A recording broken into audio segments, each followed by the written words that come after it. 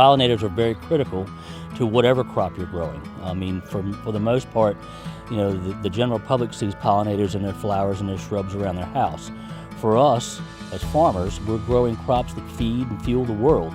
And without pollinators, our crops can't produce what they normally or should do. So pollinators are very critical to the agricultural community.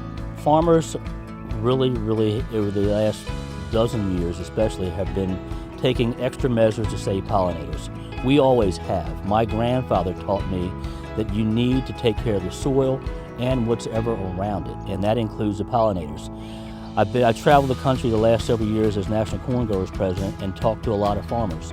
We're all the same. They want to make sure that we're taking care of our ecosystem. It's very important to us. So National Corn, soybeans, wheat, all the commodity groups have made sure that we have been good stewards of the land and that we're taking care of pollinators. Product stewardship for me as a farmer is really important. We have new technology that farmers desperately need to make sure that we can control pests and weeds, grasses, whatever is in our crop at the time. You need to take care of these products, whether they're old or new, because the general public, especially where I live here in Maryland, we have a large population that doesn't farm. When they see me in a field, they want to know that what I'm doing is the right thing, they want to know that it's safe, and they want to know that it's environmentally friendly. And it's my responsibility as a farmer to make sure that they feel that I am doing what I would do for my own kids as I would for their children. I want to be safe.